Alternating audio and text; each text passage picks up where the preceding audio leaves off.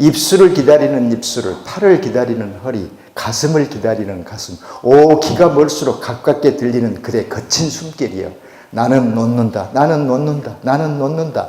그대가 마시는 모든 술잔에 나의 입술을, 그대가 만지는 모든 사물에 나의 무기를, 그대가 그리는 모든 그리움의 날의 노래를, 깊고 깊은 골짜기에서 그대는 갈증의 샘처럼 흐르고 나는 땅속 깊이 그대를 파헤쳐 하늘 아래 별처럼 붉은 아기 하나 태어나게 하고 싶다.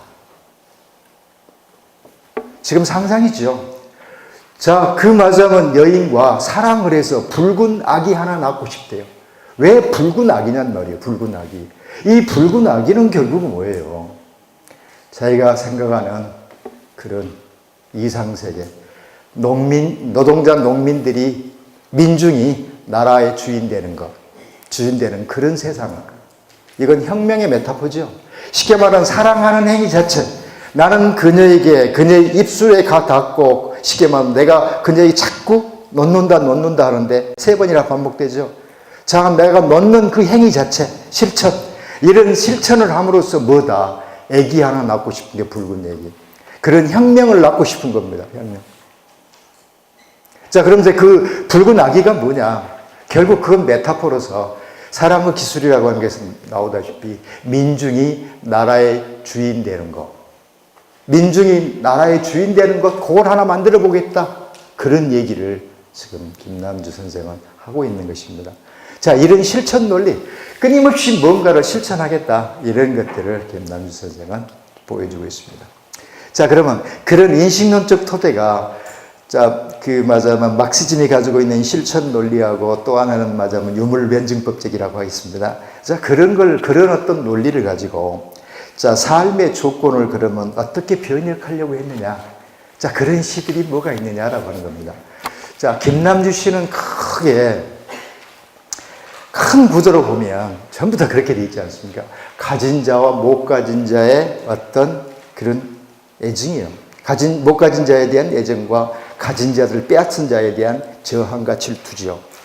그런 것들이고, 자, 그리고 나쁜 사람들을 향해서, 그럼 자기 적이 뭐냐? 이 투사로서의 삶이니까, 혁명 전사로서의 자기의 적은 첫째가 뭐겠습니까? 권력자, 독재 권력입니다. 왜 독재 권력이겠습니까? 왜 우리의 삶을, 인간다운 삶을 철저하게 억압하는 민주화에 대한 소망이 너무나 많을 때니까. 80년대 얼마나 우리는 민주화를 열망했습니까? 자, 그 민주화를 열망할 때 제일 큰 적이 누구냐? 권력자, 독재 권력이었습니다. 그런 독재 권력에 대한 저항이라고 하는 것이고, 또 하나는 뭐겠습니까? 자, 우리가 민족 해방이 제대로 되고 민족의 주체성을 이렇게 확립하는 것입니다. 우리는 너무나 외세의 간섭을 너무 많이 받습니다. 그러니까 말하자면 김남주는 미제국주의를 엄청나게 싫어하죠. 그런 미제국주의에 대한 어떤 저항적인 시들이 정말 김남주에는 많습니다. 자, 그러면서 그런 것들이 뭐냐? 우리의 민족 해방이라고 하는 거, 조국 통일이라고 하는 것들을 방해한다. 자, 그래서 어떻게 하면 우리가 조국의 해방, 통일을 이룰 것이냐. 그 올바른 통일에 대한 방향들을 모색하는 것들이고, 그리고 마지막으로는 뭐냐면, 자, 계급 해방, 이렇게 막 불평등이 없는 조금 좀 평등한 사회가 만들어졌으면 좋겠다. 이상사회에 대한 희곡. 자, 그러려면 이건 뭐다? 평등한 사회를 만들려면 유산자 계급, 가진 자 계급들을 자본가 계급들을 어떻게 하면 그 사람들 자본가 계급들을 적이라고 생각하고 있습니다. 자, 그러니까 김남주가 쓴 자본주의라고 하는 시가 있습니다. 김남주가 쓴 자본주의 시를 보게 되면 거기서 자본주의를 김남주는 어떻게 인식하냐면요. 자본주의를 이렇게 인식합니다. 자, 자본가들은 노동자들을 마치 뭐처럼 상품처럼 사고 팔고 하는 마음껏 자유를 누리고 있고, 또 인간을 기계처럼 마음대로 부릴 자유가 있고, 그리고 수지타산이 안 맞으면 그냥 공장에서 내쫓아버려 가지고 뭐하더라? 노동자들을 내쫓아서 추위와 굶주림에 그렇게 마음대로 할 수 있는 자유가 있더라. 그러나 맞으면 노동자들이나 못 가진 자들은 자유라고 해봐 무엇밖에 없느냐? 노동자들에게 자유라고 하는 것은 이 춥고 굶주림 당해서 결국 굶주려서 죽는 자유밖에 없더라. 이런 자본주의는 어째야 된다? 확 썰어버려야 된다. 그래서 마지막에 뭐라고 썼냐면 이렇게 써놨거든요. 여보, 자본주의의 그것은 인간성의 공동묘지, 역사가 뛰어넘어야 할 지옥이라오, 아비규환이라오. 노동자를 깔아뭉개고 마천루로 솟아올라 천만근 만만근 무게로 찍어 누르는 마의산이라오. 무너져야 할 한시바삐 무너뜨려야 할, 이렇게 시를 마무리 짓니다. 그러니까 자본주의를 한시바삐 무너뜨려야 한다고 생각합니다. 그러면 자본주의를 무너뜨리고 그러면 공산주의 되자, 절대 또 그것도 아닙니다.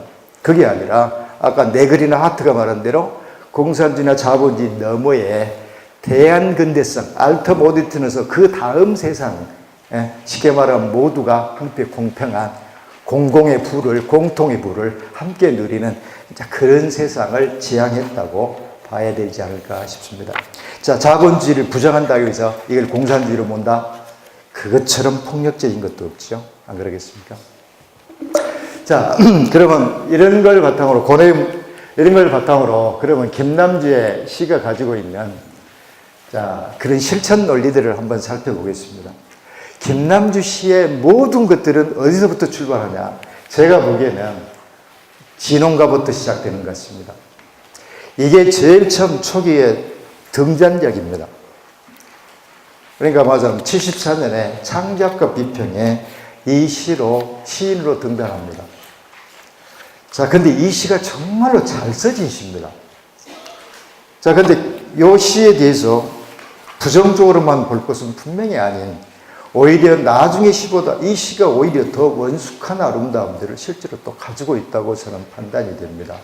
왜 그런가를 그러면 간단히 제가 보겠습니다. 이 시가 그러면 언제 쓰여진 것이냐?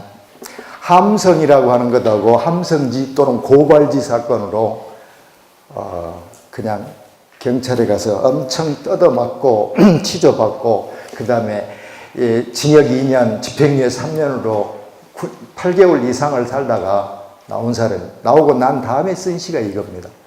그때 나는 구속당했을 때 자기가 어쨌냐? 난 정말 찌질이같이 살았다. 자, 그러나 이제는 어쩌겠다. 앞으로 이러겠다. 그 자기 반성이 아주 철저하게 이루어진 시가 이 시입니다. 한번 같이 보겠습니다. 총구가 나의 머리숱을 헤치는 순간 나의 양심은 혀가 되었다. 사실 치주하면서 머리에다 총구멍을 들이댔나 봐요. 총을 갖고 쏘아 죽인다고 했던가 봐요. 하기사 그럴만도 하죠. 왜? 유신체제에 무엇인들 못했겠습니까? 74년인데. 73년이죠. 74년이니까. 그래서 나의 양심은 혀가 되어버렸대요. 혀. 자, 허공에서 헐떡거렸다.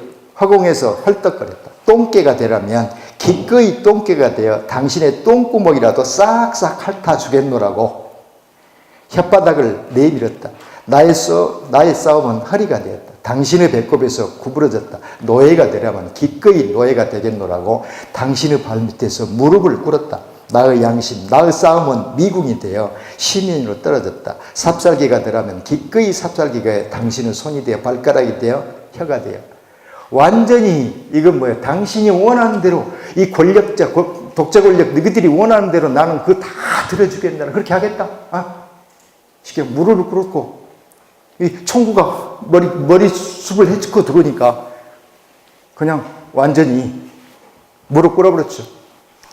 이 삽살개 3천만 마리의 충성으로 쓰다듬어 주고 비벼주고 핥아 주겠노라. 더 이상 나의 육신을 학대 말라. 정말 육신의 학대를 견디지 못하니까 육신을 그만 학대하라고 하찮은 것이지만 육신은 나의 유일한 확실성이라고. 나는 혓바닥을 내밀어. 쉽게 말하면 내가 죽음에 대한 공포가 너무너무 컸기 때문에 네 유일한 게 내 육신은 나의 유일한 확실성. 그러니까 이런 이야기가 어디에 나오냐면요. 1960년에 최인훈이 썼던 광장이라고 하는 소설 보면 이런 육신의 확실성을 아주 잘 보여주는 구절이 있습니다. 이명준이가 북쪽으로 가가지고 6.25 전쟁에 내려와가지고 남쪽에 변태시기를 이 종로서 그 지하에다 데려다 놓고 족칠 때 두들겨 패버리죠. 그때 그 구절에 이런 구절이 아주 잘 나옵니다.